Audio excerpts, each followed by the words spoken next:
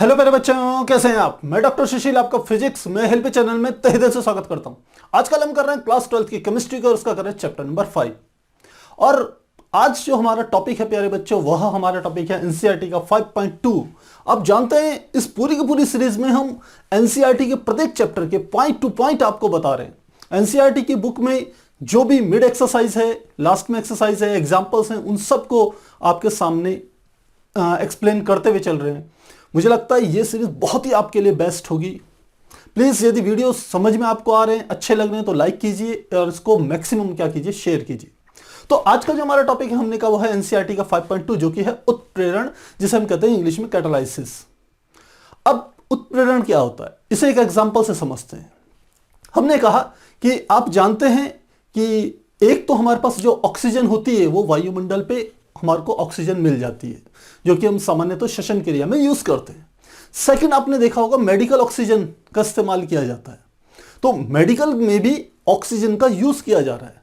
Suppose वहां के लिए हमें क्या करनी है, ऑक्सीजन डेवलप करनी है, बनानी है। उसके लिए हम एक प्रोसेस यूज कर रहे हैं, एक केमिकल रिएक्शन यूज कर रहे हैं, जिसमें कि पोटेशियम क्लोरेट क्या है, जिसमें पोटेशियम क्लोरेट यानी कि KClO3, जो पोटेशियम क्लोरेट है यह इसका अपघटन हो रहा है पोटेशियम क्लोराइड में तथा ऑक्सीजन में। तो यहां हमारे पास पोटेशियम क्लोराइड से क्या तैयार हो रहा है, पोटेशियम क्लोराइड और ऑक्सीजन प्राप्त हो रही है। मान लेते हैं हमें यह प्रोडक्ट चाहिए था। अब इसको यदि संतुलित करना चाहें तो यहां पर 2 कर दीजिए, यहां पर हम कर सकते हैं 2 कर दिया हमने, और यहां पर हम कर देंगे 3 कर देंगे। तो ये हमारी इक्वेशन क्या हो गई, बैलेंस हो गई। नाम लिख लेते हैं, ये हमारे पास है पोटेशियम क्लोरेट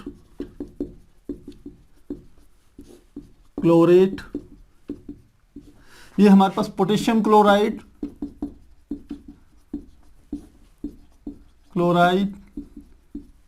और ये हमारे पास क्या है, ऑक्सीजन। तो हमने आपको क्या कहा, हमने कहा मान लो किसी मेडिकल नीड के लिए हमें ऑक्सीजन को लैब में बनाना है। उसके लिए हमने जनरल इक्वेशन यूज कर ली, पोटेशियम क्लोरेट का अपघटन किया, जिससे पोटेशियम क्लोराइड और साथ में हमारे पास ऑक्सीजन मिल गई। लेकिन इस प्रोसेस को होने में पोटेशियम क्लोराइड के अपघटन में लगभग लग जाते हैं 3 से 4 घंटे का समय लगता है। और यदि आपको यही ऑक्सीजन और जल्दी चाहिए हो, किसी इमरजेंसी के लिए चाहिए हो, तो आप चाहेंगे ये 3 से 4 घंटे ना लगे, बहुत कम समय पे ये काम हो जाए। तो यदि कोई एक ऐसा पदार्थ इस अभिक्रिया में जोड़ दें जो कि अभिक्रिया के दर को, अभिक्रिया के वेग को बढ़ा दे। अब अभिक्रिया का वेग क्या होता है, यह हमने पीछे आपको पूरा डिफाइन करके बताया है। यहां पर आप समझ लीजिए कि कितनी तेजी से पोटेशियम क्लोराइड का अपघटन हो रहा है पोटेशियम क्लोराइड और ऑक्सीजन के रूप में। या आप जानते हैं ये हमारे पास क्या है, अभिकारक है, और ये हमारे पास क्या है, उत्पाद। तो अभिकारक उत्पादों में कितनी तेजी से परिवर्तित हो रहे हैं या कितनी धीमे धीमे परिवर्तित हो रहे हैं, इसी को हम कहते हैं अभिक्रिया का वेग। तो यदि आप चाहते हैं कि इस प्रोसेस में जो हमें ऑक्सीजन चाहिए वो 3 से 4 घंटों में जो हमें सामान्यतः मिलती है, यदि वो जल्दी ही मिल जाए, हमारा टारगेट है हमारे को आधे घंटे में मिल जाए, तो हमें कोई एक ऐसा पदार्थ यहां पर ऐड करना पड़ेगा जो कि अभिक्रिया के वेग को बढ़ा दे। और ऐसे पदार्थ को ही हम नाम देते हैं उत्प्रेरक। तो ध्यान रखिएगा, उसको क्या कहेंगे, उत्प्रेरक। तो सामान्य अवस्था में ऑक्सीजन बनने में इस प्रोसेस में कितना लग रहा है, 3 से 4 घंटे लग रहे हैं। जबकि मैं कहूं कोई मैं उत्प्रेरक जोड़ दूं, तो उत्प्रेरक क्या इस्तेमाल होता है, ये होता है MnO2, जिसे कहते हैं मैग्नीज डाइऑक्साइड। यदि मैग्नीज डाइऑक्साइड जो कि क्या है, एक हम कहें उत्प्रेरक है, तो यह इसी प्रोसेस को जिसमें कि सामान्यतः 3 से 4 घंटे का समय लग रहा था, उसी को 15 मिनट से लेकर आधा घंटे के अंतर्गत पूर्ण कर देगा। तो अब यहां से हम एक परिभाषा निकाल सकते हैं उत्प्रेरक की, कि उत्प्रेरक किसी अभिक्रिया में जोड़े जाने वाला वह पदार्थ है जो कि अभिक्रिया के वेग को बढ़ा देता है, पहली बात। और इस क्रिया को, कि उत्प्रेरक द्वारा किसी अभिक्रिया के वेग को बढ़ा देने की घटना को, इस क्रिया को हम नाम देते हैं उत्प्रेरण। तो मुझे लग रहा है 2 टर्म्स यहां पर आपको समझ में आ गई होगी, उत्प्रेरक क्या होते हैं और उत्प्रेरण क्या होता है। तो उत्प्रेरक वह पदार्थ जो अभिक्रिया के वेग को बढ़ा दे, जिसको अभिक्रिया में डालने पर, सम्मिलित करने पर अभिकारकों के साथ मिलाने पर वह अभिक्रिया के वेग को बढ़ा दे, यानी कि अभिकारक जल्दी से उत्पाद में परिवर्तित हो जाए, उसे हम कहेंगे उत्प्रेरक। और उत्प्रेरक के द्वारा यह जो किया गया कार्य है जिसके द्वारा वह अभिक्रिया के वेग को बढ़ा रहा है, इस घटना को हम कहते हैं उत्प्रेरण। तो अब दोनों की डेफिनेशन लिखते हैं और साथ ही हम क्या करते हैं, इसको डिटेल में फिर एक्सप्लेन भी करेंगे। तो क्या परिभाषा लिख रहे हैं, सबसे पहले उत्प्रेरक क्या होते हैं। अब यदि इसकी प्रॉपर डेफिनेशन ली जाए तो उत्प्रेरक की एक खास बात तो मैंने आपको बताई कि वह अभिक्रिया के वेग को बढ़ा देते हैं। दूसरी इसकी इंपॉर्टेंट बात है कि वह अभिक्रिया में एक्टिवली पार्टिसिपेट नहीं करते, यानी कि वो अभिक्रिया में भाग नहीं लेते। अभिक्रिया के प्रारंभ में आप जितना उत्प्रेरक जितनी मात्रा में डालेंगे, अभिक्रिया के लास्ट में यानी कि जब अभिकारक उत्पादों में परिवर्तित हो जाएंगे तो भी आपको जो उत्प्रेरक की जो मात्रा होगी वो पहले के समान उतनी ही मात्रा में प्राप्त होगी। इसका अर्थ है उत्प्रेरक रासायनिक अभिक्रिया में सामान्यतः भाग नहीं ले रहा है, हम ऐसा कह सकते हैं। बाकी इसको डिटेल में आगे हम और समझेंगे। तो परिभाषा लिख रहे हैं कि किसी रासायनिक अभिक्रिया के वेग को प्रभावित करने वाला वह पदार्थ जो रासायनिक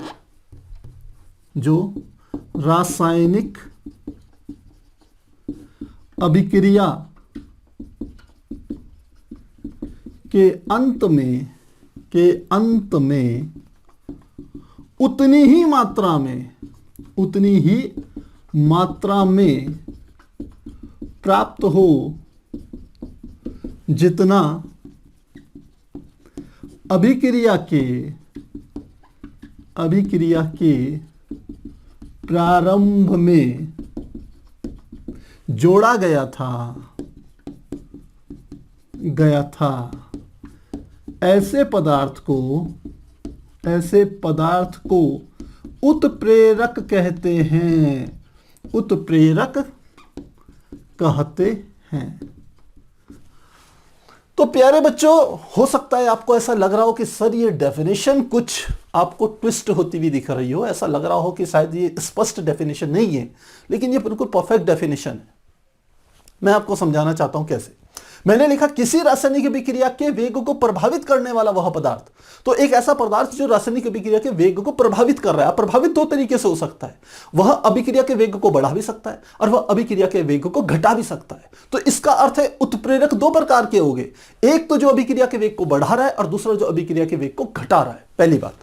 दूसरा आ रहा है पदार्थ जो रासायनिक अभिक्रिया के अंत में उतनी ही मात्रा में प्राप्त हो जितना कि अभिक्रिया के प्रारंभ में जोड़ा गया था। अभिक्रिया के शुरू में अभिक्रिया के वेग को बढ़ाने या घटाने के लिए जो पदार्थ हम डाल रहे हैं वो क्या है, उत्प्रेरक। और जितनी मात्रा हमने शुरू में डाली थी, अंत में अभिक्रिया समाप्त होने के बाद जब अभिकारक उत्पादों में परिवर्तित हो जाते हैं तो उतना ही उत्प्रेरक हमें प्राप्त होता है जितना हमने शुरू में डाला था। यह हमारी डेफिनेशन है। ऐसे पदार्थ को हम क्या कहते हैं, उत्प्रेरक कहते हैं। तो आप ये भी कह सकते थे कि हम ये भी लिख सकते थे कि जो अभिक्रिया में भाग ना ले, लेकिन कई बार ऐसा होता है कि जो उत्प्रेरक होता है वो अभिक्रिया में भाग तो लेता है, एक हम कह सकते हैं बीच में मिड में एक कॉम्प्लेक्स कंपाउंड का निर्माण करता है, लेकिन बाद में वही कॉम्प्लेक्स कंपाउंड जो होता है प्रोडक्ट में कन्वर्ट हो जाता है और साथ में हम कह सकते हैं उत्प्रेरक अलग निकल जाता है। इस चीज को हम बाद में डिटेल में आपके सामने रखेंगे। फिलहाल आपने ये डेफिनेशन हमारी समझ लेनी है। आगे जब हम चीजों को एक्सप्लेन करेंगे तो आप देखेंगे वहां पर ये चीजें आपकी क्लियर होते चली जाएगी। अब दूसरी चीज समझिए, हमने यहां उत्प्रेरक की परिभाषा तो लिख दी, अब उत्प्रेरण क्या है। तो उत्प्रेरण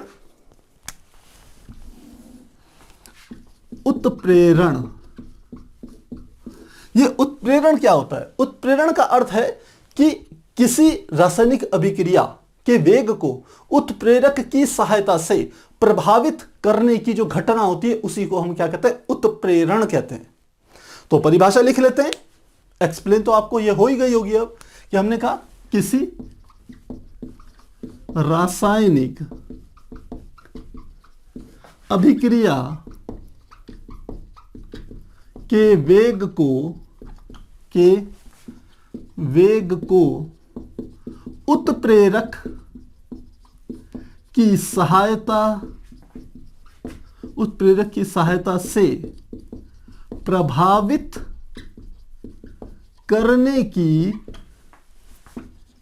घटना को या क्रिया को, घटना को ही उत्प्रेरण कहते हैं, उत्प्रेरण कहते हैं। तो मुझे लग रहा है ये चीजें अब आपको क्लियर हो गई होगी कि उत्प्रेरक क्या है, उत्प्रेरण क्या है। काफी आसान है।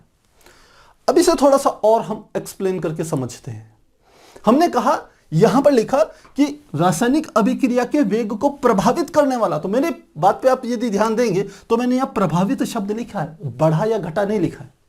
तो हम कह सकते हैं उत्प्रेरक दो प्रकार के होते हैं, क्योंकि कोई भी पदार्थ जिसे हम उत्प्रेरक कह रहे हैं किसी रासायनिक अभिक्रिया के लिए, वो दो काम कर सकता है, या तो रासायनिक अभिक्रिया के वेग को बढ़ा दे या रासायनिक अभिक्रिया के वेग को घटा दे। तो इस आधार पर हम कहते हैं उत्प्रेरक दो प्रकार के होते हैं। तो हम लिखते हैं उत्प्रेरक के प्रकार। उत्प्रेरक के प्रकार, पहला हमारा आता है धनात्मक उत्प्रेरक। धनात्मक उत्प्रेरक, तो धनात्मक उत्प्रेरक क्या है? वे उत्प्रेरक जिनको कि किसी रासायनिक अभिक्रिया में मिलाने पर वो रासायनिक अभिक्रिया के वेग को बढ़ा देते हैं, ऐसे उत्प्रेरकों को हम धनात्मक उत्प्रेरक कहते हैं, अभिक्रिया के वेग को बढ़ाने वाले। तो लिख लेते हैं सीधे, अभिक्रिया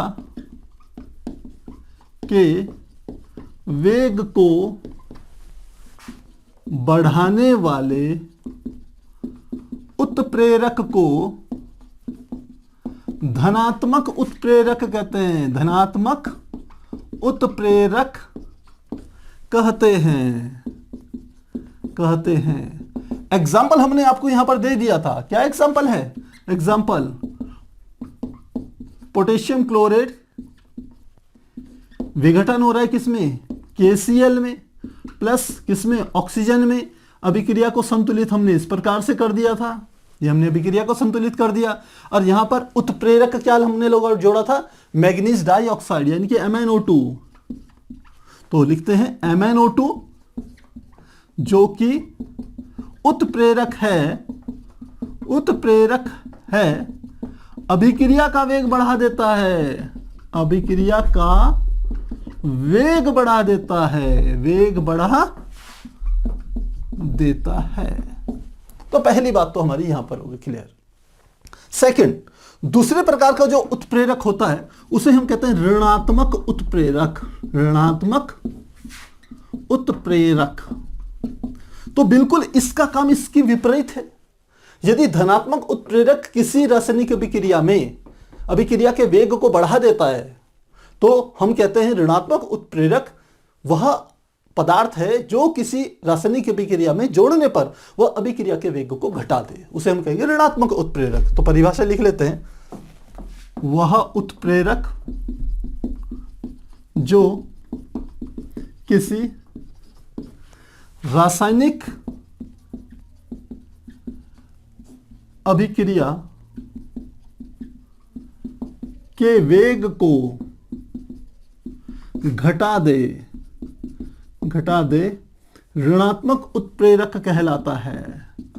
ऋणात्मक उत्प्रेरक कहलाता है। तो प्यारे बच्चों, मुझे लगता है ये दोनों चीजें आपको समझ में आ गई होगी। मोस्टली हम इस चैप्टर में धनात्मक उत्प्रेरकों पर ही चर्चा करेंगे, उसी में फोकस करेंगे। ऋणात्मक उत्प्रेरकों का काफी जगह इस्तेमाल होता है, लेकिन फिलहाल हमारे इस चैप्टर में इसके हमारे एग्जाम्पल्स हम यूज नहीं करेंगे। मतलब मेन हमारा फोकस रहेगा इस चैप्टर में धनात्मक उत्प्रेरकों के संदर्भ में। तो आप एक बार इसको नोट कीजिए, स्क्रीनशॉट लीजिए। प्यारे बच्चों, हाथों हाथ आपके यहां पर मैं नोट्स तैयार कर रहा हूं। ये नोट्स न केवल आपके बोर्ड एग्जाम के लिए बल्कि जो आपके कॉम्पिटिटिव एग्जाम से वहां पर भी बहुत काम आने वाले हैं आपके। तो इन्हें नोट कीजिए, फिर हम आगे कंटिन्यू करेंगे। तो प्यारे बच्चों, अभी हमने समझा कि उत्प्रेरण क्या होता है और उत्प्रेरक क्या होता है। तो उत्प्रेरक सीधे सीधे जो किसी रासायनिक अभिक्रिया के वेग को बढ़ा दे अथवा घटा दे अपनी उपस्थिति के कारण। अब कभी कभी क्या होता है कि उत्प्रेरक को भी प्रभावित करने वाला कोई एक कारक आ जाता है। इसका अर्थ है कि जिस प्रकार से उत्प्रेरक किसी रासायनिक अभिक्रिया के वेग को प्रभावित कर रहा है, वैसे ही उत्प्रेरक के प्रभाव कि उत्प्रेरक कितना शक्तिशाली होगा या उत्प्रेरक कितना कमजोर होगा, इस बात को भी हम कह सकते हैं प्रभावित करने वाला कोई एक कारक आ जाता है, कोई एक पदार्थ आ जाता है। और उस पदार्थ को जो कि उत्प्रेरक को प्रभावित करता है वो दो प्रकार का हो सकता है। एक को कहते हैं उत्प्रेरक वर्धक और दूसरे को कहते हैं उत्प्रेरक विषकारक। तो अब इसी चीज को हमने समझना है। तो अगला टॉपिक हमारा आता है उत्प्रेरक वर्धक।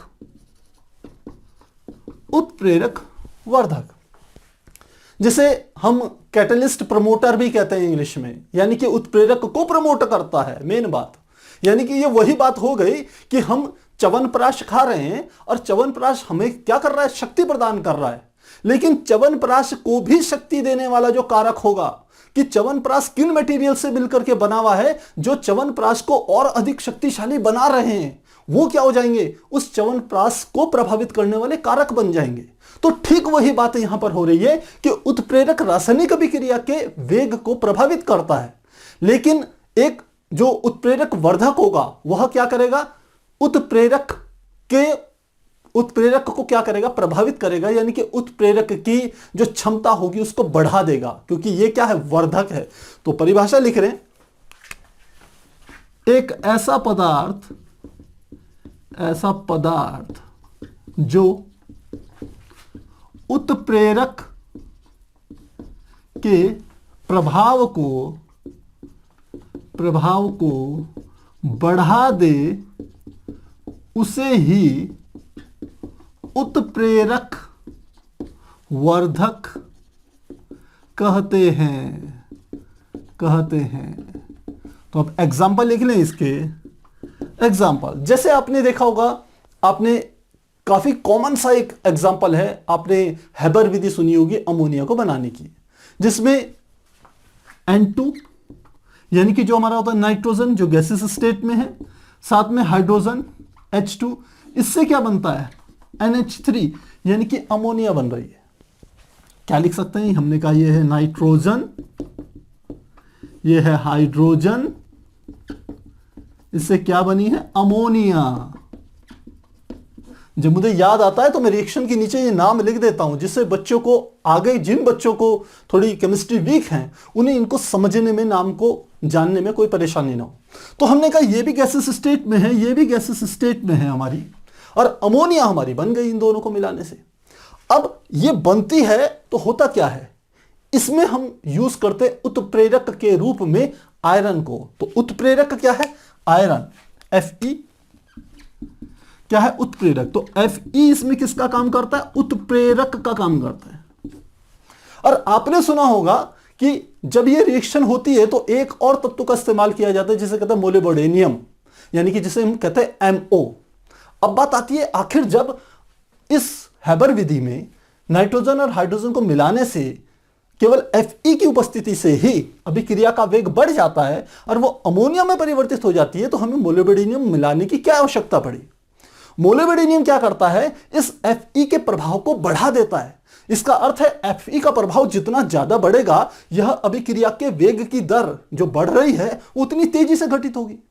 इसका अर्थ है कि जो पदार्थ उत्प्रेरक के, हम कह सकते हैं, प्रभाव को बढ़ा देते हैं, उसी को हम क्या कह देते हैं, उत्प्रेरक वर्धक कहते हैं। तो यहां पर हम किसका इस्तेमाल करेंगे, MO। और MO क्या है, हमने कहा यह क्या है, उत्प्रेरक वर्धक। उत्प्रेरक वर्धक मतलब जो मोलिबडेनियम है ये Fe के प्रभाव को, जो एक उत्प्रेरक की तरह यहां इस्तेमाल हो रहा है, उसके प्रभाव को क्या कर देगा, बढ़ा देगा। काफी आसान है। दूसरा आता है हमारा जिसे हम कहते हैं उत्प्रेरक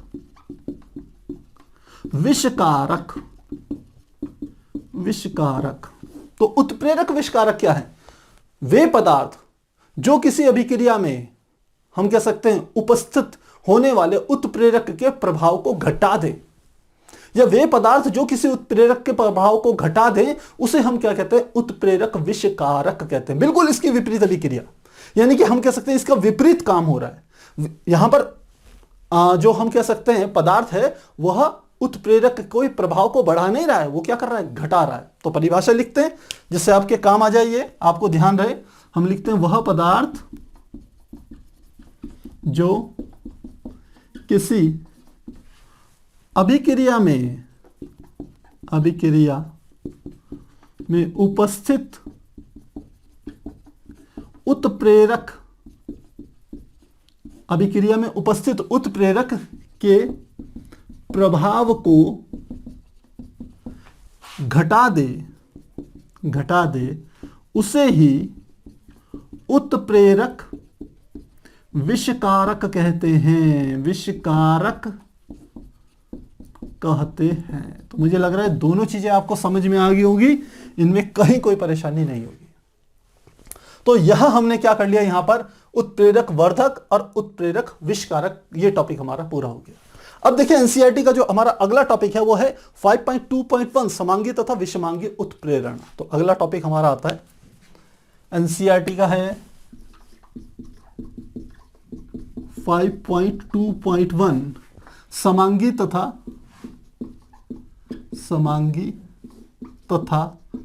विषमांगी उत्प्रेरण। समांगी तथा विषमांगी उत्प्रेरण, और इसे इंग्लिश में कहते हैं होमोजीनियस एंड हेट्रोजीनियस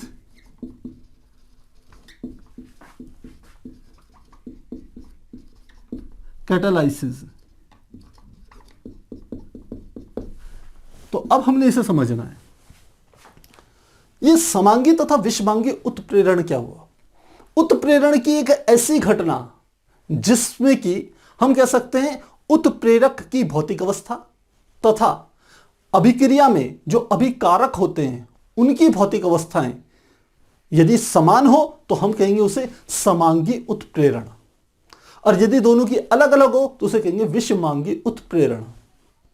तो मुझे लग रहा है हो सकता है आपको यहां पर कंफ्यूजन हो रहा हो, तो हम सीधी सीधी यहां पर लिखते हैं कि पहला सीधे लिख लेते हैं फर्स्ट, इसमें समांगी उत्प्रेरण।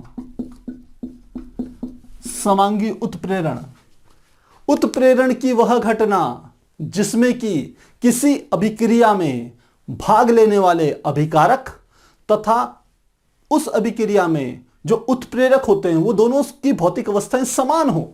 तो ऐसे उत्प्रेरक के कारण जो उत्प्रेरण की घटना होती है उसे हम कहते हैं समांगी उत्प्रेरण। तो एक एग्जांपल से आपको समझाते हैं।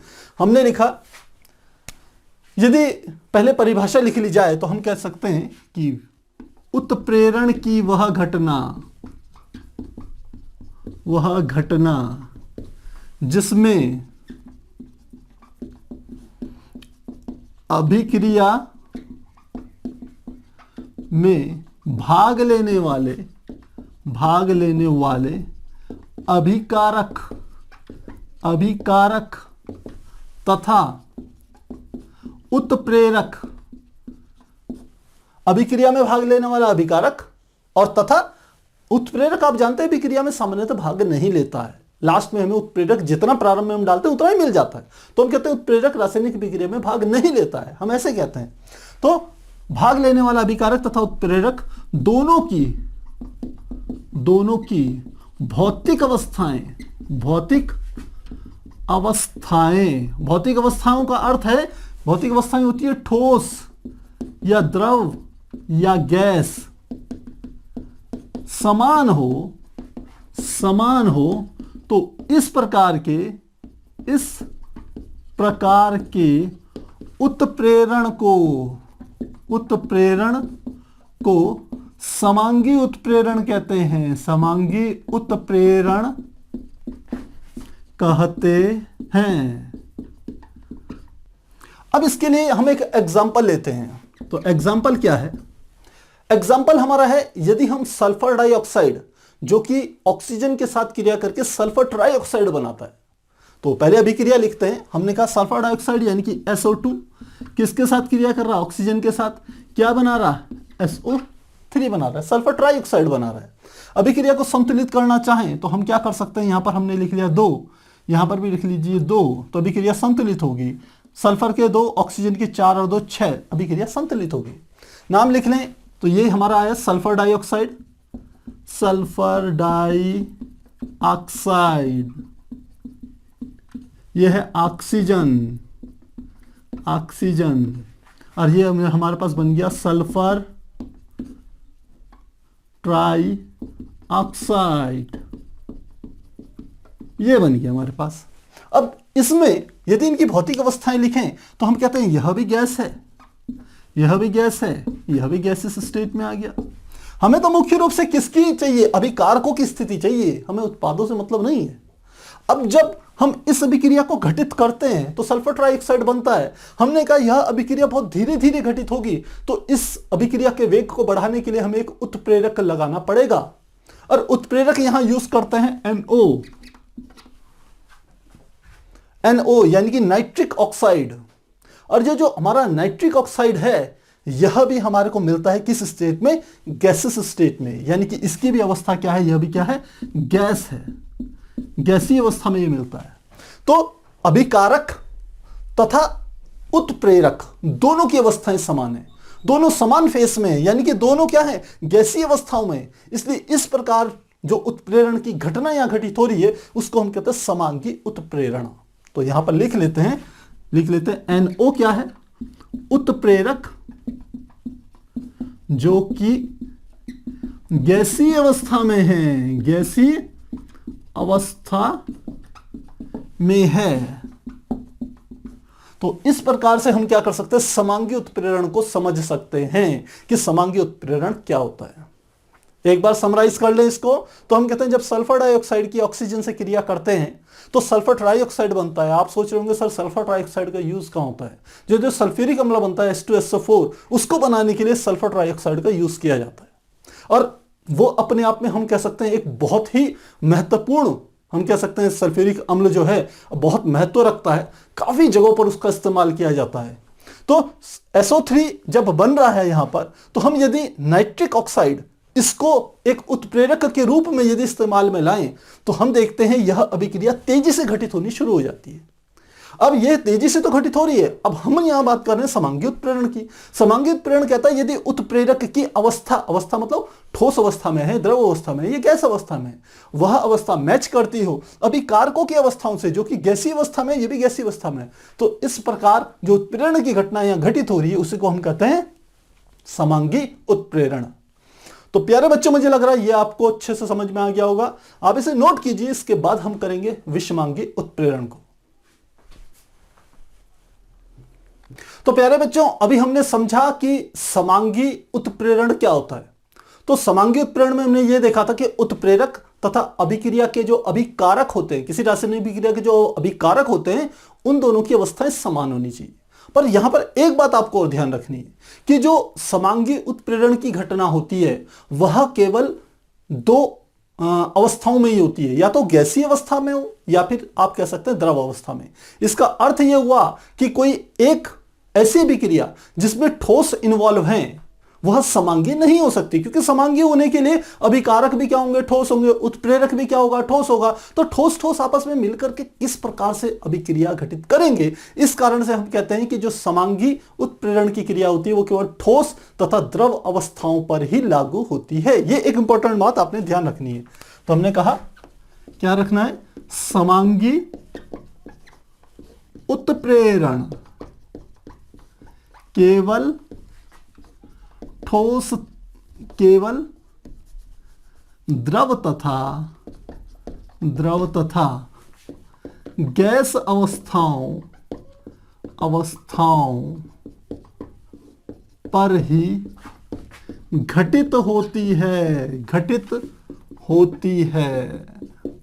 तो यह बात आपको क्लियर होगी। ये ठोस अवस्था में घटित नहीं होगी, क्योंकि यदि समांगी हम कह सकते हैं उत्प्रेरण होगा तो यदि वो ठोस पर अवस्था पे हम कह सकेंगे घटित होगी तो अभिकारकों को भी ठोस अवस्था में होना चाहिए, उत्प्रेरक को भी ठोस अवस्था में होना चाहिए। इस स्थिति में रासायनिक अभिक्रिया सामान्यतः घटित नहीं होती, इसलिए यहां पर हम इस बात का ध्यान रखेंगे। अगला जो दूसरा है जिसको हम कहते हैं विषमांगी उत्प्रेरण, सेकंड हमारा आता है विषमांगी उत्प्रेरण। जिसे हम इंग्लिश में हेट्रोजीनियस कैटालाइसिस कहते हैं। अब विषमांगी उत्प्रेरण क्या है? बिल्कुल इसका उल्टा, कि यदि किसी अभिक्रिया में भाग लेने वाले जो हमारे होते हैं अभिकारक तथा अभिक्रिया के वेग को प्रभावित करने वाला या वेग को बढ़ाने वाला जो होता है उत्प्रेरक, उन दोनों की भौतिक अवस्थाएं अलग अलग हो तो इस प्रकार का जो उत्प्रेरण वहां उत्पन्न होता है उसे हम कहते हैं विषमांगी उत्प्रेरण। तो परिभाषा लिख लेते हैं, फिर इसे एक एग्जांपल के थ्रू आपके सामने रखेंगे। तो हमने कहा कि एक ऐसी रासायनिक अभिक्रिया जिसमें अभिकारक या अभिकारकों की भौतिक अवस्था तथा उत्प्रेरक की भौतिक अवस्था समान हो उस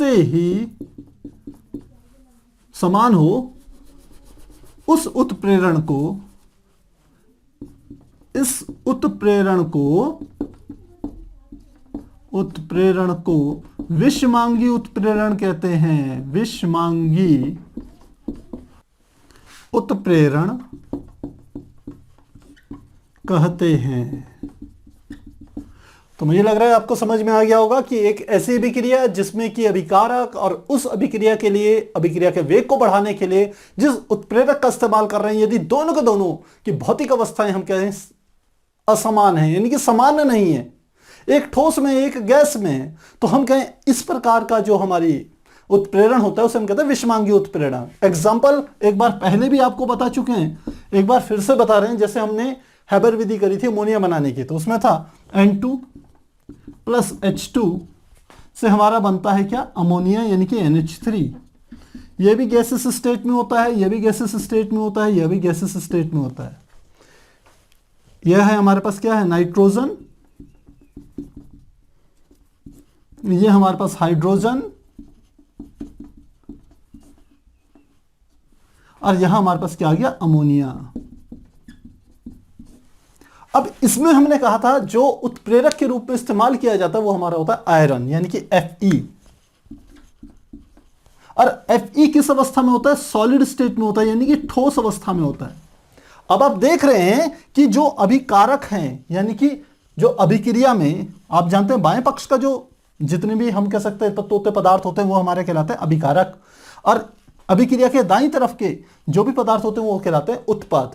तो अभिकारकों की जो भौतिक अवस्था है जो कि गैसीय अवस्था में है वो हम मैच नहीं कर रही है, समान नहीं है। किससे? जो हम उत्प्रेरक का इस्तेमाल कर रहे हैं, यानी कि आयरन को, जो कि ठोस अवस्था में है। तो तब हम कहते हैं कि यह जो उत्प्रेरण की घटना यहां होगी उसे हम कहेंगे विषमांगी उत्प्रेरण। अब चाहे तो अभिक्रिया को संतुलित भी कर सकते हैं, जैसे यहां पर हाइड्रोजन का ये 2 3 है तो यहां पर हम 2 लगा दें, तो अब कितने हो गए? 3 दूनी 6, तो यहाँ आ गया 3 और यहाँ पर हमारा N2 का N2 आ गया। तो इस प्रकार से हम क्या कर सकते हैं, इसे समझ सकते हैं। यहाँ पर लिख लेते हैं उत्प्रेरक क्या है? Fe है, जो कि क्या है? ठोस। और अभिकारक कैसे? गैसीय अवस्था में होते हैं। तो इस प्रकार से हम इसको जो हमारे पास कह सकते हैं विषमांगी उत्प्रेरण है उससे समझ सकते हैं। काफी आसान है प्यारे बच्चों, केवल आपने ये देखना अभिकारक और उत्प्रेरक की भौतिक अवस्थाएं क्या हैं, समान है तो समांगी उत्प्रेरण, और यदि अलग अलग है तो विषमांगी उत्प्रेरण। अगला जो टॉपिक आता है 5.2.2, अगला है हमारा एनसीईआरटी का 5.2.2, और यह हमारा है विषमांगी उत्प्रेरण का अधिशोषण सिद्धांत। विषमांगी उत्प्रेरण का अधिशोषण सिद्धांत, और इसे इंग्लिश में कहा जाता है adoption theory of heterogeneous catalysis. तो क्या होता है इसे समझिए। जब हम विषमांगी उत्प्रेरण की बात करते हैं तो विषमांगी उत्प्रेरण में किस प्रकार से हम कहें कि यदि कोई जो उत्प्रेरक है मान लो वो ठोस अवस्था में है, और जो हम ये जैसे हमने यहीं का एग्जांपल लिया कि हैबर विधि से अमोनिया बना रहे हैं तो नाइट्रोजन और हाइड्रोजन दोनों गैसीय अवस्था में हैं, यह अमोनिया में परिवर्तित होंगे। अभिक्रिया के वेग को बढ़ाने के लिए हमने उत्प्रेरक के रूप में आयरन का इस्तेमाल किया जो कि ठोस अवस्था में है। यदि इसको हम ये देखें कि यह किस प्रकार से अभिक्रिया घटित होगी तो इसे समझते हैं। हम कहते हैं कि विषमांगी उत्प्रेरण का अधिशोषण सिद्धांत क्या कहता है। यह जो सिद्धांत है यह मुख्य रूप से 5 स्टेप्स में काम करता है। तो हम लिखते हैं यह सिद्धांत निम्न 5 हम कह सकते हैं चरण में पूर्ण होता है। और 5 चरण कौन कौन से हैं? सबसे पहले समझिए, हमने कहा ये मेरे पास एक ठोस है। ये क्या है? ठोस। यदि ये ठोस है तो इस अभिक्रिया के हिसाब से देखें तो ये ठोस, और अधिशोषण के हिसाब से समझें तो यह हमारा क्या है? अधिशोषक। और यहां पर इस ठोस को इस्तेमाल कर रहे हैं उत्प्रेरक के रूप में। ध्यान रखिएगा मेरी बात को, ठोस क्या है? उत्प्रेरक है। लेकिन यहां क्योंकि अधिशोषण की घटना का भी हमको कह सकते हैं स्टडी करनी है इस टॉपिक के अंतर्गत, इसलिए यह ठोस अधिशोषक के रूप में भी काम करेगा। तो पहला इसका स्टेप होता है जिसे हम कहते हैं विसरण। विसरण किसका विसरण? गैसों का विसरण। क्या लिखेंगे? गैसों का विसरण। गैसों का विसरण। और ये गैस क्या है वास्तव में? जो ये गैस है ये हमारे पास क्या है? अभिकारक। तो ठीक ऐसे ही प्रोसेस को हम इस रूप में समझ रहे हैं, आप इस तरीके से समझिए। तो हमने कहा ये ठोस क्या था? उत्प्रेरक का था, जो कि यहां पर जैसे हमने कहा कि क्या है ये एक हमने कहा एक उत्प्रेरक है जो ठोस अवस्था में है, आयरन। अब हमने कहा इसके ऊपर क्या क्या चीजें रहेंगी? इसके ऊपर नाइट्रोजन और हाइड्रोजन, ये दोनों के दोनों गैसें मान लो उसके ऊपर रहेंगी। तो यह ऊपर की ओर क्या है? गैसें का विसरण हो रखा है। गैसों का क्या हो रहा है? विसरण हो रहा है। विसरण का मतलब होता है वो फैली हुई है, उनका डिफ्यूजन हो रखा है। सेकेंड स्टेप में क्या होता है? सेकेंड स्टेप में होता है जिसे हम कहते हैं अधिशोषण। और अधिशोषण तो हम इस चैप्टर में बहुत डिटेल में पढ़ चुके हैं। अधिशोषण में क्या होता है? इस गैस के अणु इस ठोस के पृष्ठ की तरफ आकर्षित होते हैं और इस ठोस के पृष्ठ पर आकर के एकत्रित हो जाते हैं। तो उस चीज को हम ऐसे समझ सकते हैं कि मान लेते हैं ठोस के पृष्ठ पर जो खांचे हैं जिसे हम अधिशोषण स्थल कहते थे वो इस प्रकार से हैं। और अब ऊपर से ये गैस के अणु आए। ये गैस के अणु 2 प्रकार के होंगे, हाइड्रोजन भी होगी और नाइट्रोजन भी होगी। ये आए और इन्होंने यहां पर क्या हो गए? स्थित होते चले गए, ऐसे स्थित हो गए। तो दूसरी घटना क्या है? अधिशोषण की घटना है, जिसमें कि उत्प्रेरक के पृष्ठ पर हम कह सकते हैं गैस के अणु एकत्रित होते हैं।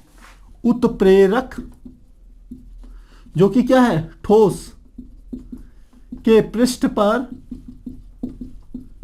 गैस के अणु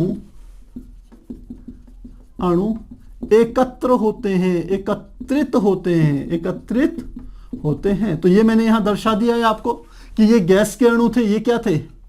गैस के अणु जो कि हमारा क्या है? अभिकारक है। ये क्या है? ठोस जो कि एक उत्प्रेरक है। अब ये ठोस अधिशोषक की भांति व्यवहार कर रहा है जिसमें गैस क्या है? अधिशोष्य है। तो यहां के अणु आए और यहां पर क्या हो गए? स्थित होते चले गए। तो सेकंड स्टेप हमारा ये होता है। तीसरे स्टेप में जिसमें हमारी क्या होती है? रासायनिक अभिक्रिया घटित होती है। रासायनिक अभिक्रिया। और यह कहां घटित होती है? ठोस के पृष्ठ पर। ठोस के पृष्ठ पर तीसरे स्टेप में रासायनिक अभिक्रिया घटित होगी, यानी कि इस ठोस के पृष्ठ पर हम कह सकते हैं हाइड्रोजन के और नाइट्रोजन के जो अणु हो गए आपस में संयुक्त हो गए। जब संयुक्त हुए तो रासायनिक अभिक्रिया घटित हुई। जब रासायनिक अभिक्रिया घटित होगी तो किसका निर्माण होगा? उत्पाद का निर्माण होगा। और उत्पाद क्या है? अमोनिया। तो हम कहते हैं चौथे स्टेप पर क्या होगा? उत्पाद का विशोषण होता है। विशोषण होता है। तो चौथे देखिए तीसरे स्टेप में जब रासायनिक अभिक्रिया घटित होती है, रासायनिक अभिक्रिया घटित होती है, यानी कि रासायनिक अभिक्रिया संपन्न हो रही है। यहां पर हाइड्रोजन और नाइट्रोजन के अणु यहां पर इन खांचों पर आपस में संयुक्त हो रहे हैं। जब संयुक्त होंगे तो एक रासायनिक अभिक्रिया घटित होगी। रासायनिक अभिक्रिया घटित होगी तो किसका निर्माण होगा? उत्पाद का निर्माण होगा। यहां उत्पाद क्या है हमारे पास? अमोनिया। तो अमोनिया गैस इन खांचों पर स्थित हो गई रासायनिक अभिक्रिया के परिणाम स्वरूप। अब यह जो अमोनिया जिसको हम यहां पर उत्पाद कहेंगे, उस उत्पाद का विशोषण होगा। और विशोषण क्या होती है? अधिशोषण की विपरीत घटना।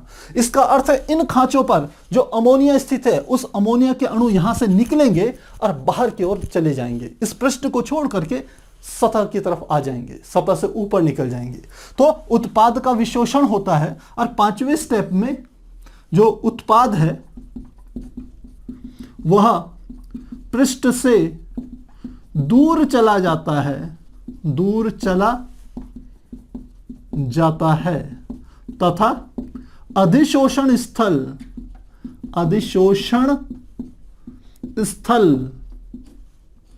अधिशोषण रिक्त हो जाते हैं, रिक्त हो जाते हैं।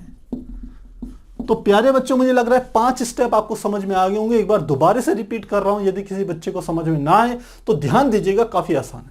हमने कहा सबसे पहला स्टेप क्या है, ये क्या चीज हो रही है, इस बात को समझिए। यहां पर हम पढ़ रहे हैं उत्प्रेरण को। उत्प्रेरण क्या है कि किसी रासायनिक अभिक्रिया में उत्प्रेरक की उपस्थिति से जो रासायनिक अभिक्रिया का वेग परिवर्तित हो जाता है, उसे हम कहते हैं उत्प्रेरण की घटना। अब यहां पर हम जो पढ़ रहे हैं वो पढ़ रहे हैं हम विषमांगी उत्प्रेरण को। तो विषमांगी उत्प्रेरण में जब अधिशोषण काम करता है, अधिशोषण क्या होता है? किसी ठोस के पृष्ठ पर किसी गैस के अणुओं के एकत्र होने की घटना को अधिशोषण कहते हैं। तो इन दोनों को हम इस टॉपिक के अंतर्गत कंबाइन करके पढ़ रहे हैं। तो क्या है, सबसे पहले हमने कहा कि हमारे पास एक ठोस है जो कि क्या है? उत्प्रेरक है। और अधिशोषण की घटना के हिसाब से देखा जाए तो यह अधिशोषक है। और दूसरा क्या है अभिक्रिया का? ये अभिकारक है। अभिकारक क्या है? गैसें हैं, जो कि हमने यहां पर मान लिए थे नाइट्रोजन और हाइड्रोजन है। ये नाइट्रोजन और हाइड्रोजन के अणु हैं। तो सबसे पहले इस उत्प्रेरक के पृष्ठ पर इन गैसों का विसरण हो रहा है। विसरण का मतलब होता है फैलना। तो ठोस के पृष्ठ पर गैसें क्या हो गई? फैल गई। तो पहला स्टेप क्या है? विसरण, गैसों का विसरण। और गैस क्या है? ये अभिकारक है। दूसरे स्टेप पे क्या होता है? अधिशोषण की घटना घटित होती है, यानी कि गैस के पृष्ठ पर, ये पृष्ठ पर जो अणु हम कह सकते हैं बिखरे हुए हैं, ये अणु यहां से आएंगे और इस ठोस जो कि एक उत्प्रेरक है उसके पृष्ठ पर बने हुए जो खांचे हैं, उन खांचों पर क्या हो जाएंगे? इकट्ठे होने शुरू हो जाएंगे। तो सेकंड स्टेप क्या है? अधिशोषण की घटना। तीसरे स्टेप में क्या होता है? क्योंकि इन खांचों पर हम कह सकते हैं ये अणु आ रहे हैं, तो ये वहां पर एक रासायनिक अभिक्रिया संपन्न करते हैं। जब रासायनिक अभिक्रिया संपन्न करेंगे तीसरे स्टेप में, तो निश्चित रूप से क्या होगा? एक उत्पाद उत्पन्न हो जाएगा, एक उत्पाद तैयार हो जाएगा, प्रोडक्ट तैयार हो जाएगा। इस केस में क्या है? वो अमोनिया गैस है। तो जब उत्पाद बन गया तो चौथे स्टेप में क्या होता है? उत्पाद का विशोषण होता है। और विशोषण क्या घटना है? अधिशोषण की विपरीत घटना। अधिशोषण में गैस के अणु बाहर से आकर के हम कह सकते हैं ठोस के पृष्ठ पर एकत्रित होते हैं, और विशोषण पर क्या होता है? ठोस के पृष्ठ पर जो गैस के अणु होते हैं वो इन खांचों से निकल करके बाहर चले जाते हैं। तो चौथे स्टेप में जो अमोनिया के अणु यहां पर स्थित होंगे खांचों में, वो यहां से निकल करके क्या होंगे? बाहर चले गए। और जब बाहर चले गए और पांचवें स्टेप में क्या होते हैं? यह जो उत्पाद है, यानी कि जो हम यहां अमोनिया मान रहे हैं, वो इस पृष्ठ से दूर चली जाती है। और जब दूर चली जाती है तो हम अधिशोषण स्थल, कौन से? ये जो खांचे होते हैं इनको कहते हैं अधिशोषण स्थल। ये खाली हो जाते हैं। जब ये खाली होंगे तो अगली हम कह सकते हैं अगले अणुओं के आने के लिए या पूरी अभिक्रिया रिपीट होने के लिए फिर से हम क्या कहते हैं? ये स्थान खाली हो गए। यानी कि फिर अगले स्टेप में फिर से ये अणु आएंगे, इसके स्थल पर आएंगे, रासायनिक अभिक्रिया होगी, उत्पाद बनेगा, फिर वो उत्पादों का विशोषण होगा, फिर वो पृष्ठ से दूर चले जाएंगे और फिर क्या हो जाएगा? ये अधिशोषण स्थल रिक्त हो जाएंगे।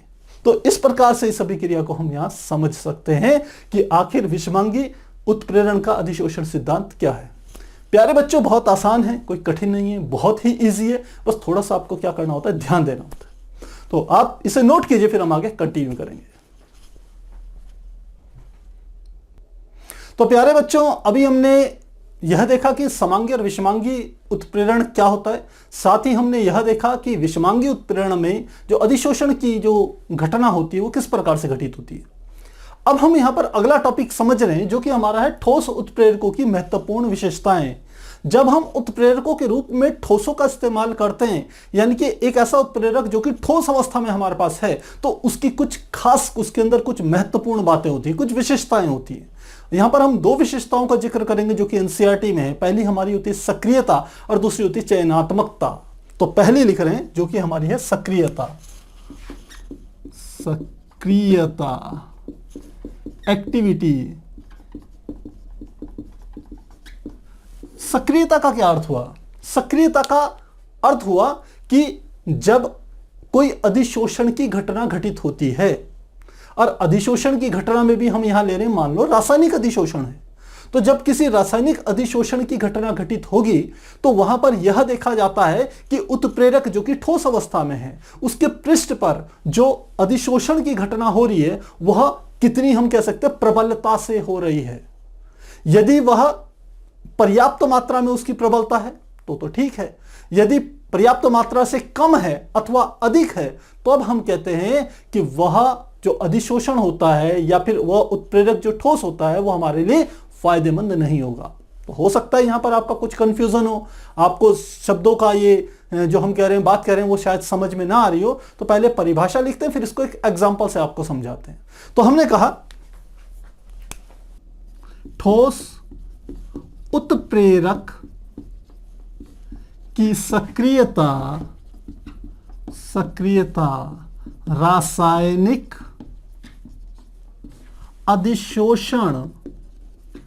अधिशोषण पर निर्भर करती है तथा उत्प्रेरक को पर्याप्त मात्रा में, पर्याप्त मतलब एक सफिशिएंट अमाउंट में, उत्प्रेरक को पर्याप्त मात्रा में सक्रिय होना होता है। अर्थात जो हमारा उत्प्रेरक की सक्रियता पर्याप्त मात्रा में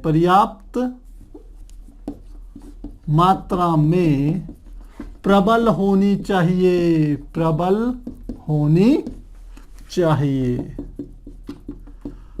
अब समझिए इसको क्या मैं कहना चाह रहा हूं। देखिए ये कह रहा है कि जब कोई, हम कहें कि हम पढ़ रहे हैं कि रासायनिक अभिक्रिया में उत्प्रेरकों का क्या प्रभाव होता है, तो किसी रासायनिक अभिक्रिया, अब यदि इसको हम अधिशोषण के हिसाब से समझे, जैसे हमारा पिछला टॉपिक था, तो वहां पर हम सामान्यतः लिखते हैं रासायनिक अधिशोषण, क्योंकि अधिशोषण दो प्रकार का होता है, एक भौतिक अधिशोषण, एक रासायनिक अधिशोषण। भौतिक अधिशोषण में जो ठोस के पृष्ठ पर गैस के अणु इकट्ठे होते हैं वो केवल वान डेर वाल बलों से, हम कह सकते हैं, उससे जुड़े हुए होते हैं और वह उतने अधिक शक्तिशाली बल नहीं होते। लेकिन रासायनिक अधिशोषण में किसी ठोस के पृष्ठ पर जो हम कह सकते हैं गैस के अणु उपस्थित होते हैं, वो रासायनिक अभिक्रियाएं क्या करते हैं, घटित करते हैं, और वहां पर जो उत्प्रेरक होता है उनके बीच में एक पर्याप्त सक्रियता प्रदान करता है, उनकी एक्टिविटी को हम क्या देते हैं, बढ़ा देता है। तो उत्प्रेरक की सक्रियता जो होगी वो पर्याप्त मात्रा में होनी चाहिए। देखिए यहां दो शब्द आए हैं, यहां पर एक शब्द आया पर्याप्त मात्रा। पर्याप्त का अर्थ है न तो बहुत ज्यादा और न बहुत कम। अब बहुत कम का अर्थ क्या है? यदि पर्याप्त मात्रा से कम होगी सक्रियता तो हम कहेंगे वो रासायनिक अभिक्रिया घटित ही नहीं होगी, या फिर वो उत्प्रेरक उतने अधिक अभिक्रिया के वेग को बढ़ाएगा ही नहीं, आप ऐसा कह सकते हैं, क्योंकि उत्प्रेरक का काम अभिक्रिया के वेग को बढ़ाना है। यदि उत्प्रेरक कम सक्रिय होगा तो वो अभिक्रिया के वेग को बढ़ा नहीं पाएगा ज्यादा। दूसरा, हम कहें अभिक्रिया जरूरत से ज्यादा सक्रिय है, बहुत अधिक सक्रिय है। यदि बहुत अधिक सक्रिय है तो भी वहां पर एक परेशानी उत्पन्न होगी। जैसे कि हम यहां पर एग्जांपल लें, हमने आपने सुना हो जब जल बनता है तो H2 + O2 से किसका निर्माण होता है? H2O का निर्माण होता है। यदि समीकरण को संतुलित करें तो हम यहां 2 कर देते हैं, यहां 2 कर देते हैं, यहां हमारा आ गया। अब इस अभिक्रिया को, यानी कि हाइड्रोजन और ऑक्सीजन को मिला करके जल का निर्माण, ये इतना आसान नहीं है जितना हमें दिखता है। यदि हाइड्रोजन जो कि गैसीय अवस्था में है, ऑक्सीजन जो कि गैसीय अवस्था में है, और इससे जो जल बनेगा, यदि, जो कि हम कह सकते हैं लिक्विड अवस्था में होगा, यदि इसको प्लेटिनम की उपस्थिति में लिख लें, और प्लेटिनम क्या है, ये हमारा पहले होता है ठोस, और दूसरा ये क्या होता है, उत्प्रेरक, प्रेरक। तो यदि हाइड्रोजन और ऑक्सीजन गैस को प्लेटिनम की उपस्थिति में उनकी क्रिया कराई जाए तो यहां पर एक एक्सप्लोड हो जाता है, एक विस्फोट हो जाता है। तो यहां पर हम कहेंगे जो उत्प्रेरक है उसकी सक्रियता क्या होगी, बहुत अधिक बढ़ गई। आप ऐसा कह सकते हैं इसको। तो मुझे लग रहा है यह बात आपको समझ में आ गई होगी कि रासायनिक अधिशोषण में जो उत्प्रेरक की जो सतह होती है वह पर्याप्त मात्रा में प्रबलता प्रस्तुत करती है, न ज्यादा और न कम। ज्यादा कर देगी तो इस प्रकार की अभिक्रिया घटित हो जाएगी, और यदि कम करेगी तो अभिक्रिया का वेग को उतनी अच्छे से हम कह सकते हैं प्रभावित नहीं कर पाएगी। दूसरा यहां पर होता है जिसे हम कहते हैं चयनात्मकता, जिसे इंग्लिश में कहते हैं सेलेक्टिविटी। सेलेक्टिविटी का क्या अर्थ हुआ कि हमारे पास कुछ अभिकारक हैं, हम उन अभिकारकों से कुछ उत्पाद बनाना चाह रहे हैं। तो यदि आप अभिकारक से उत्पाद बनाना चाह रहे हो तो आप जो उत्पाद बनाना चाह रहे हो उसी के लिए उपयुक्त उत्प्रेरक का इस्तेमाल करना पड़ेगा। ऐसा नहीं है कि एक उत्प्रेरक अलग अलग अभिक्रियाओं में सब जगह उत्प्रेरण का काम करे, ऐसा नहीं होगा। यहां पर हम इस एक एग्जांपल से चलिए इसको समझते हैं, फिर डेफिनेशन लिखेंगे। हमने कहा एक एग्जांपल ले रहे हैं, मेरे पास है कार्बन मोनोऑक्साइड और दूसरा हमारे पास जो कह सकते हैं अभिकारक है वो है हमारे पास क्या है, हाइड्रोजन है। अब बात आती है कि आप इन दोनों को मिलाकर के क्या बनाना चाह रहे हैं। यदि आप इन दोनों को मिलाकर के मीथेन का बनाना चाह रहे हैं, जल बनाना चाह रहे हैं, तब आपको लेना पड़ेगा जो उत्प्रेरक होगा वो होगा निकिल यानी कि Na। लेकिन यदि आप उत्प्रेरक को बदल देंगे यानी कि निकिल की जगह यदि मैं क्या ले लूं, कॉपर ले लूं उत्प्रेरक के रूप में, तो उत्पाद भी बदल जाएगा जबकि अभिकारक यही होंगे। मेरी बात समझ रहे हैं आप। मैंने कहा मान लो मुझे कार्बन मोनोऑक्साइड और हाइड्रोजन यह दोनों मिल करके क्या बना रहे हैं, हमने कहा मीथेन बना दिया इन्होंने, और प्लस क्या बना दिया, जल बना दिया, यह बना दिया। अब हम कहें यदि इसको संतुलित करें तो यहां 3 लिख देंगे तो ये संतुलित हो जाएगी समीकरण। तो हम कहें कि इसमें जो उत्प्रेरक के रूप में काम कर रहा है वो हमारा क्या है, निकिल Na है। यह है कार्बन मोनोऑक्साइड,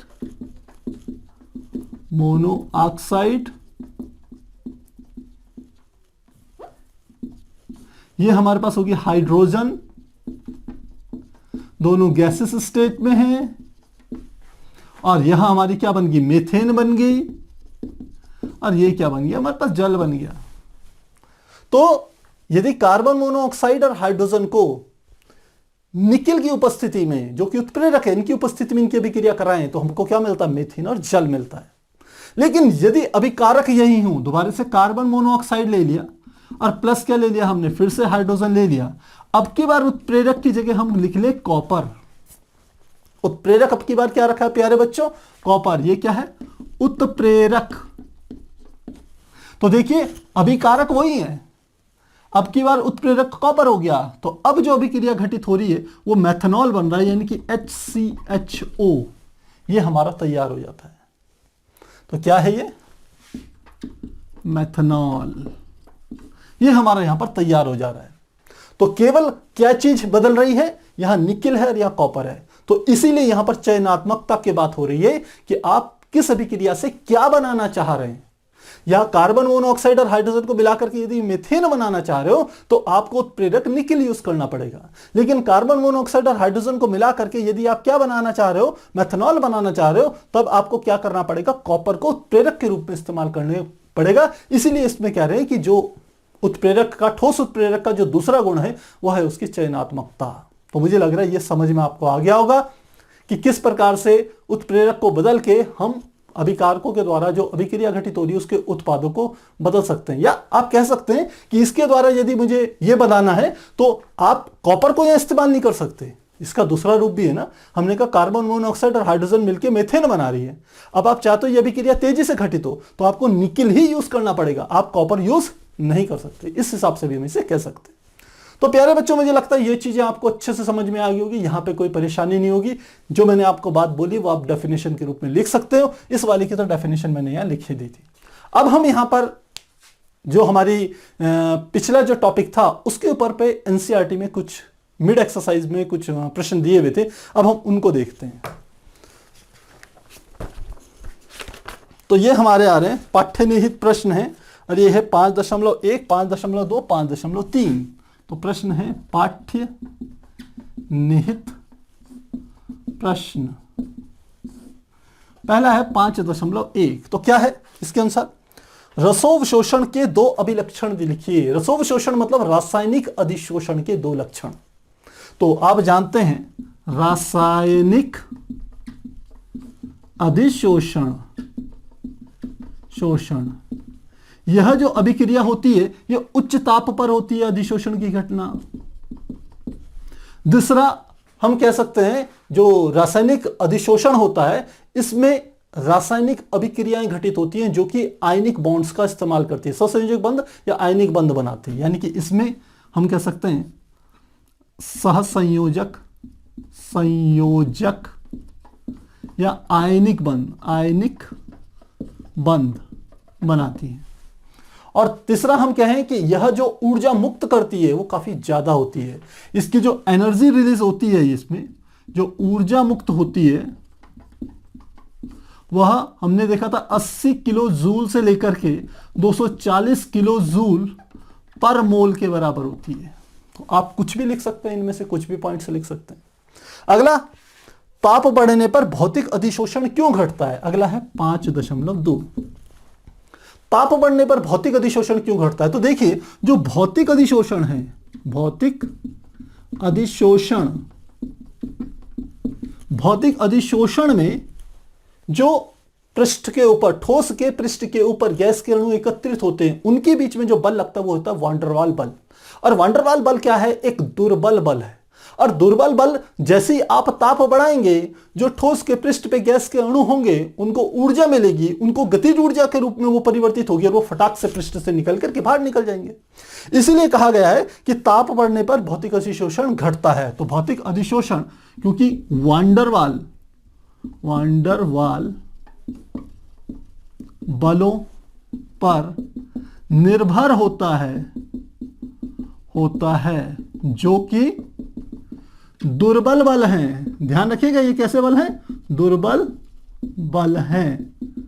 अतः ताप बढ़ाने पर ठोस के पृष्ठ पर गैस के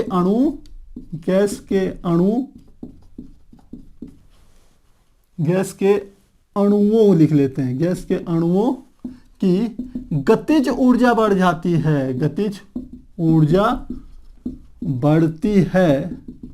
अतः वह पृष्ठ को छोड़कर चले जाते हैं और ठोस के पृष्ठ पर से गैस के अणुओं को निकलने की घटना को विशोषण कहते हैं। इसका मतलब वो अधिशोषण की विपरीत घटना है, इसलिए ताप बढ़ाने पर भौतिक अधिशोषण घटता है।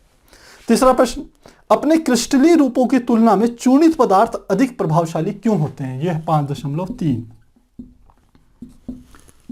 तो देखिए जो क्रिस्टल रूप होता है, किसी भी अधिशोषक का जो क्रिस्टल रूप होता है, तो क्रिस्टल मतलब मैं कहूं एक ऐसा मोटा सा एक टुकड़ा।